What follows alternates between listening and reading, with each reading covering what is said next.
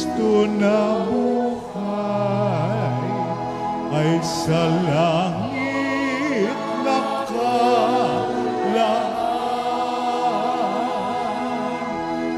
upang kay Kristo umisan.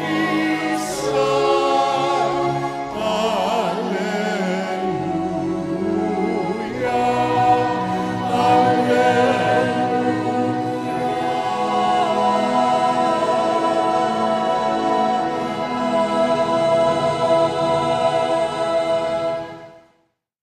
Sumainyo ang Panginoon. At sumaiyo rin. Ang mabuting balita ng Panginoon ayon kay San Juan. Papuri sa iyo, Panginoon.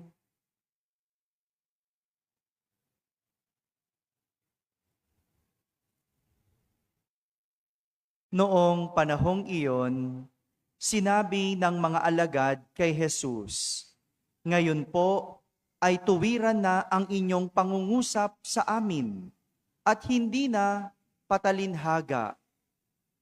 Alam na naming batid ninyo ang lahat ng bagay at hindi na kailangang tanungin ni numan.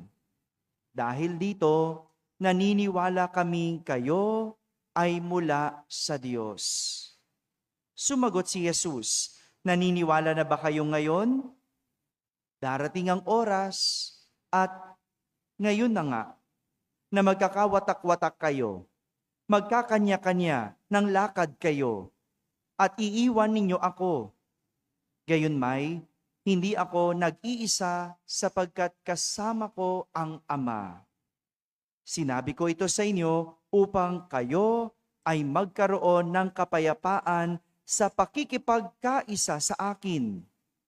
Mayroon kayong kapighatian dito sa sanlibutan.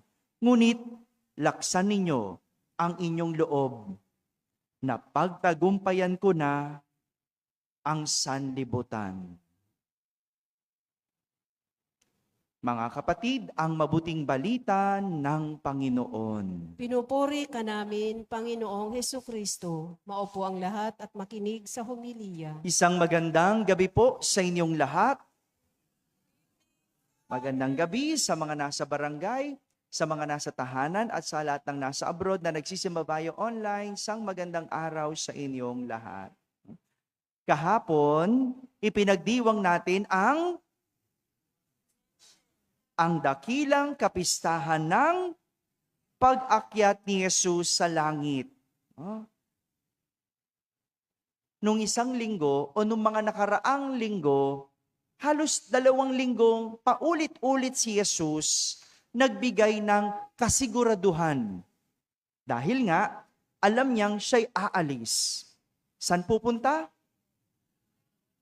Sa langit. Babalik siya sa Ama. Kaya nagpaalam si Jesus, no? Halos 2 linggo, araw-araw, paulit-ulit, binigyan niya tayo at iniwanan niya tayo ng kasiguraduhan o assurance. At kahapon, pinagdiwang natin ang dakilang kapistahan ng pag-akyat ni Jesus sa langit. Hindi matapos si Jesus sa pagbibigay ng kumpiyansa, ng kasiguraduhan o assurance sa kanyang mga alagad. At kahit na siya ay babalik sa Ama, parang hindi mapanatag ang kanyang loob. Sino ba naman, 'di ba? Pag iniwan mo yung mahal mo, hindi naman talaga mapapanatag ang loob mo, 'di ba? Gusto mo lagi okay sila. Tama? At ganyan si Jesus.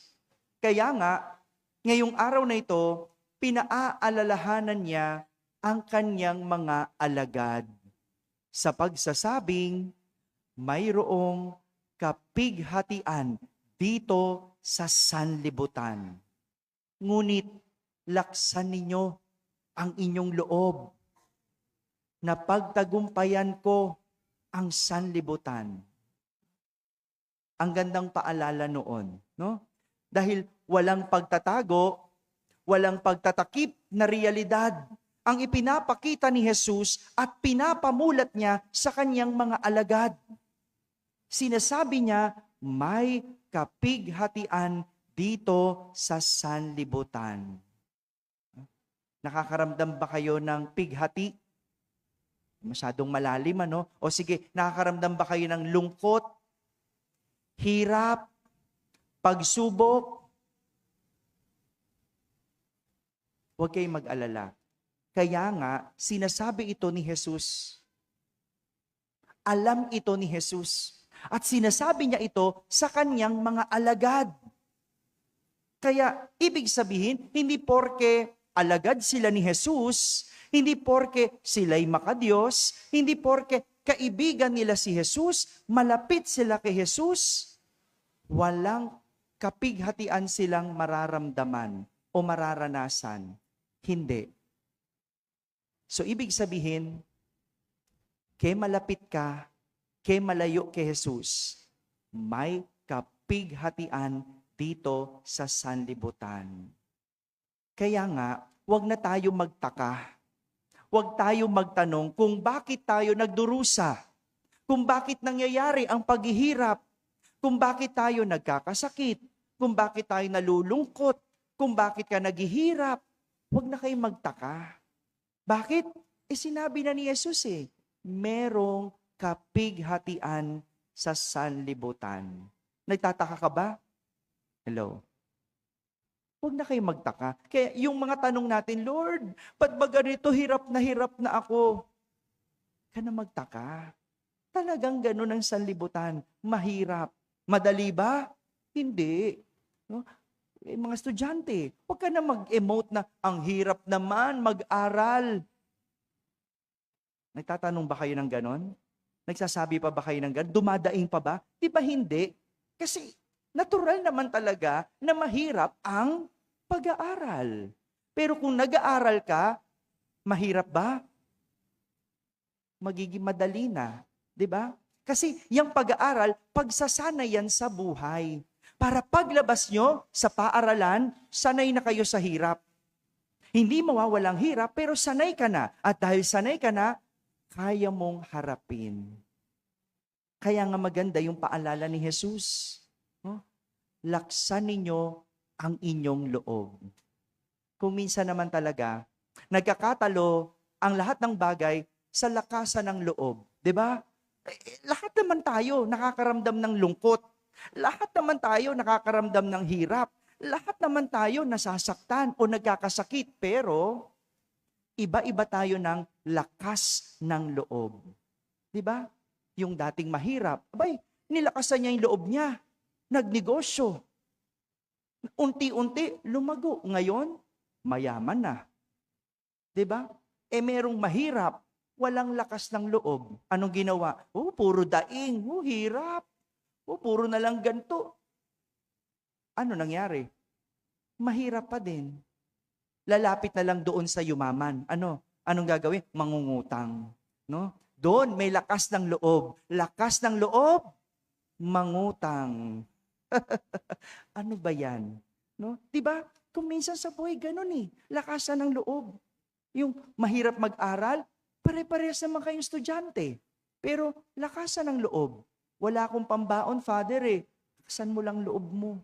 Pasok lang. Diba? Kakatsaga mong ganyan, sa huli, makakatapos ang pag-aaral. At dahil nakatapos ang pag-aaral, pag gumraduate, batak ka sa hirap. Diba? Pumapasok ka nga sa school ng gutom pero kinaya mo. Dahil nilakasan mo loob mo. Takot ka bang magutom? Hindi na. Kasi sanay ka na Malakas na ang loob mo. At kadalasan ganyan naman talaga, lakasan ng loob. Pero maganda yung huling paalala ni Jesus. Ano sabi niya? Napagtagumpayan ko na ang sanlibutan. Napagtagumpayan ko na ang sanlibutan. Sa buhay, kapag gusto mong maipanalo, kanino ka lalapit? Di ba dun sa nagtagumpay? Di ba? Halimbawa, gusto mong yumaman. Gusto mong umasenso. Kanino ka lalapit at hihingi ng tulong? O di syempre, dun sa asensado, dun sa umasenso. Tama? Hello? Tama ba yon? Di ba? Hingi ka, macho, paano ba umasenso? Di ba? Hihingi ka ng tulong, turuan mo nga ako, no? Di ba ganon? Kasi siya yung nagtagumpay. O, kapag sa board exam, di ba? O, ang hirap ng board exam. O, kanino ka hihingi ng tulong? Magtatanong. Sa? Di syempre sa nakapasa. Di ba? Hingi ka bang tulong sa bumagsak? Hello? Ano itutulong sa nun? Siya nga, hindi nagtagumpay. Tama? Di ba? Lalapit ka, pre, ano bang advice mo dyan? Paano ba pinapasa itong CPA board exam? Paano ba maging lawyer? Mga ako. Di ba? Di ba ganon?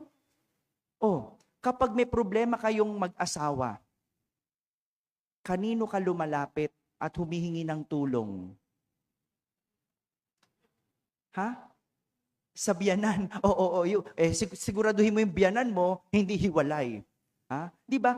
Lumalapit ka doon sa yung matagal nang nagsama o yung may karanasan. Hindi ba? Yung napagtagumpayan lahat ng hirap. Di ba? Doon ka hingi ng tulong eh. Kung ikaw ay may sakit, halimbawa, cancer, kanino ka lalapit? Oo, sa doktor. Pero di ba doon sa yung cancer survivor, di ba? Paano bang ginawa mo? Anong ininom mo? Sang kanino kang doktor nagtanong? Di ba ganon? Kasi siya yung nagtagumpay. At ganyan ang tinuturo sa atin. Sinasabi ni Jesus na pagtagumpayan ko na ang sanlibutan. Ibig sabihin, anumang kapighatian, anumang hirap sa buhay, anumang sakit, kanino lalapit?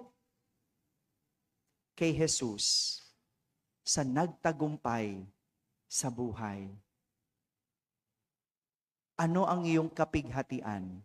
Kung titignan natin, naku, nakakaiyak at nakakalungkot ang nangyayari. Tama? No, para bang, ano ba ito? Kanino ba tayo lalapit? No? Sino mahihinga natin ng tulong? Parang pare-pareha sila eh. 'Di ba? May papanalo ba tayo ng mga inaasahan natin? Parang hindi. Kaya nga anong gagawin natin? Mapapadasal na lang tayo. Lord, tulungan mo naman ang aming bansa. Yung inaasahan naming magpapanalo sa amin, hindi naman ikaw ang nilalapitan. Sino? 'Di ba? Di yung politikong nagsimula rin ng gulo. Nakakalungkot, kakaunti pa sila. Yung inaasahan natin na sana makakaayos ng problema, kakaunti pa. At sinong kinakampihan ng maraming tao? Yung mga gumagawa ng kalokohan, gumagawa ng kasamaan. Iyan pa ang nasusuportahan. Tapos, dadaing-daing ka ng kapighatian. Dadaing-daing ka ng kahirapan. Kinampihan mo eh. Sinuportahan mo. Sino? Yung gumawa ng kasamaan. Hay, bakit nga ba ganito? Pero mabuti na lang, ang tanging kinakapitan ko pa rin ay yung sinabi ni Jesus. May kapighatian sa sanlibutan.